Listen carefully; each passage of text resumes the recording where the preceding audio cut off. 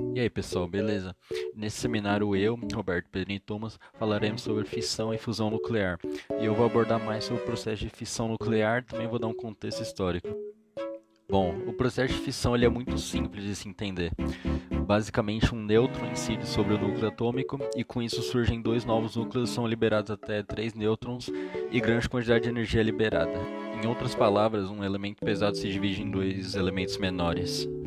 E esse processo ele também pode ocorrer em cadeia, ou seja, o processo se repete, vira contínuo até que não existam mais nêutrons livres ou núcleos estáveis. E agora que já sabemos como é o processo, eu vou falar sobre algumas descobertas e estudos sobre fissão nuclear. No início do século XX, a física nuclear estava evoluindo bastante com a descoberta da radioatividade pela Marie Curie e a teoria da relatividade do Einstein, e tudo isso abriu portas para um entendimento maior da estrutura do átomo. Em 1919, o físico Rutherford ele fez um experimento que estabeleceu a existência do núcleo atômico. Basicamente, ele bombardeou núcleos de átomos de nitrogênio com partículas alfa e percebeu a dispersão das partículas, concluindo que a maior parte da massa de um átomo estava concentrada em um pequeno núcleo carregado positivamente. Em 1932, James Chadwick fez uma descoberta que praticamente pavimentou o caminho para futuros estudos da fissão nuclear. Ele simplesmente descobriu a existência do nêutron, que tem um papel central na fissão. E por fim, a descoberta da fissão nuclear que aconteceu em 1938, quando dois cientistas alemães, Otto Hahn e Friedrich Strassmann, realizaram um experimento de bombardeio de nêutrons em átomos de urânio. Eles perceberam a formação de núcleos mais leves, o bário e o criptônio, e ficaram perplexos, porque isso parecia violar a conservação de massa, e era muito absurdo. E eles relataram isso à física austríaca Lise Meitner e Otto Fritz. E esses dois foram os primeiros a compreender que a fissão nuclear estava ocorrendo nos experimentos.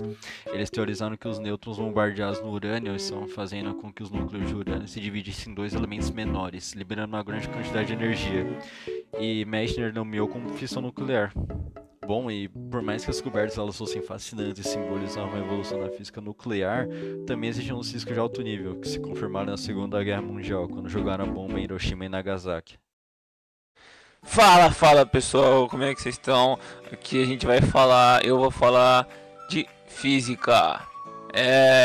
Vou falar sobre fissão nuclear e lixo radioativo. Primeiramente, vou falar do conceito de resíduo radioativo produzido por reatores de fusão.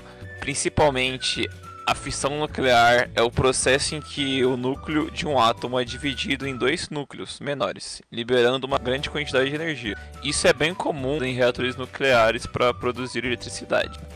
Entretanto, esse processo também gera resíduos radioativos, que são materiais que contêm átomos instáveis, chamados isótopos radioativos, que emitem radiações perigosas, como partículas alfa, beta e raios gamas. Agora eu vou falar da origem dos resíduos radioativos. Os resíduos radioativos são produzidos durante a fissão nuclear nos reatores por vários motivos. Um dos motivos é os produtos de fissão, que durante a fissão nuclear os núcleos dos átomos se dividem em fragmentos menores, chamados produtos de fissão. Esses produtos muitas vezes são altamente radioativos e representam uma parte significativa dos resíduos. Aí eu vou falar agora do descarte e armazenamento de resíduos radioativos. O gerenciamento de resíduos radioativos é uma questão crítica, pois esses materiais podem representar riscos significativos à saúde humana e ao meio ambiente, se não forem tratados adequadamente.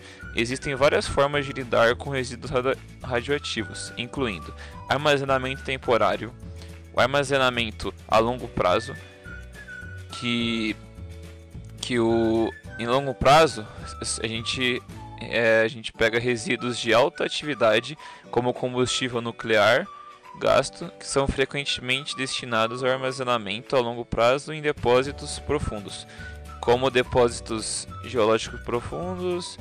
Estes são projetados para isolar os resíduos do ambiente por milhares de anos. Agora eu vou falar dos tipos de resíduos radioativos. Resíduos de baixo nível. Esses resíduos contêm níveis relativamente baixos de radioatividade. Exemplos incluem roupas de proteção usadas, luvas, filtros de ar e utensílios de laboratório. Geralmente, esses resíduos são armazenados em containers especiais e eventualmente dispostos em aterros sanitários licenciados. Resíduos de alto nível. Esses resíduos contêm níveis significativamente mais altos de radioatividade e são geralmente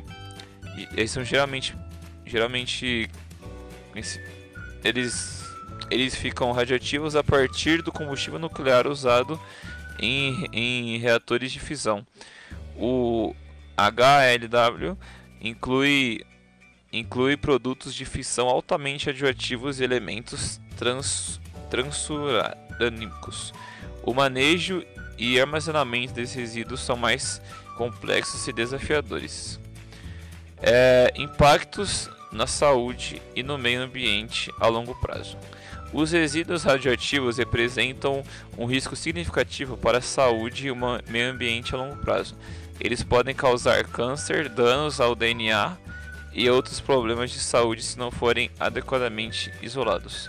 Além disso, a contaminação do solo e da água subterrânea pode afetar ecossistemas inteiros. É isso, eu finalizo minha parte aqui e é nóis. A fissão nuclear é o processo em que um nêutron é disparado contra um átomo, quebrando-o em 2 novos compostos mais leves, liberando energia. É usada na produção de energia elétrica e como arma de destruição em massa, como visto nas bombas atômicas da Segunda Guerra Mundial. Vantagens e desvantagens da energia nuclear. A energia nuclear não usa combustíveis fósseis e é defendida por alguns ecologistas como uma solução contra o aquecimento global. No entanto, gera resíduos radioativos perigosos, como o plutônio, que podem representar ameaças a longo prazo. Desenvolvimento, testes e uso de armas nucleares. O desenvolvimento de armas nucleares envolve o conhecimento avançado em física nuclear e engenharia.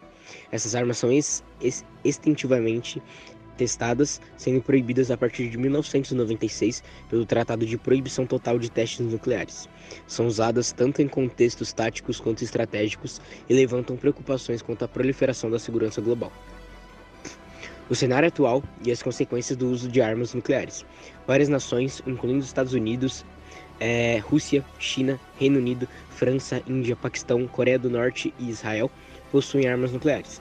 Em um cenário de Terceira Guerra Mundial, o uso generalizado de armas nucleares provavelmente levaria à devastação global, causando não apenas mortes imediatas, mas também condições climáticas extremas devido às explosões em sequência, ameaçando a sobrevivência da humanidade. O uso das bombas atômicas como armamento na história da humanidade. No final da Segunda Guerra Mundial, as bombas atômicas foram lançadas sobre Hiroshima e Nagasaki, levantando questões sobre a necessidade desse ato. O Projeto Manhattan, com um esforço científico conjunto dos Estados Unidos, Reino Unido e Canadá, resultou na criação das bombas. Após o ataque a Pearl Harbor, os Estados Unidos buscavam vingança contra os japoneses. No entanto, questiona-se se as 140 mil vítimas em Hiroshima e as 74 mil em Nagasaki deveriam ter sido sacrificadas para vingar 2.400 americanos.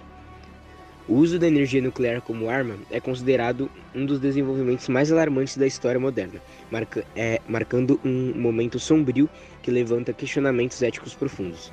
A famosa citação de Oppenheimer, "Agora eu me tornei a morte, o destruidor de mundos", reflete a gravidade desse evento histórico.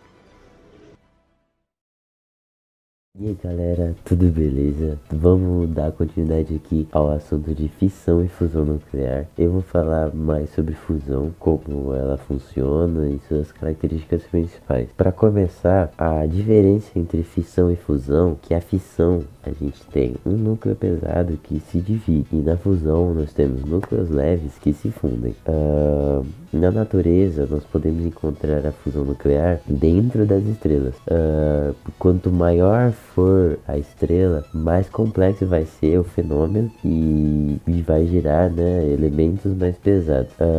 Um exemplo de fusão nuclear em uma estrela é o nosso Sol, que sem ela, né, sem o Sol não haveria vida na Terra, e a principal transformação que ocorre dentro do Sol é de hidrogênio em hélio. Embora a fusão seja uma tecnologia de geração de energia muito promissora, ela ainda é muito complicada de se trabalhar, justamente por exigir uma grande quantidade de energia para ser feito, para ser iniciado o processo, e ela não consegue produzir a mesma quantidade. Então, ainda o processo se torna inviável por não conseguir manter o equilíbrio entre energia necessária para a geração e energia gerada, né, pelo processo. Embora que alguns estudos da Nature mostraram que com plasma em combustão pode-se chegar a esse equilíbrio entre energia gerada e energia, né, utilizada para fazer o processo, tentando trazer a geração de energia da fusão para um contexto mais social, ou tentando interligar em que ele afetaria a vida do humano. É que a fusão é uma energia, é um meio de produção de energia limpa e ilimitada. Então, diferente dos combustíveis fósseis, por exemplo, que mesmo que sejam mais baratos e tenham uma maior produção, né, tem maior taxa de produção, eles são finitos e são os principais causadores de diversos problemas ecológicos que nós temos. Por enquanto, a fusão ainda é um sonho, mas a ciência aos poucos vem conseguindo desenvolver essa tecnologia. Mas quando tiver mais apoio do governo dos países e da ciência em todos os aspectos, esse estudo provavelmente vai chegar ao seu ápice o mais rápido possível. Bom, nós vamos ficando por aqui.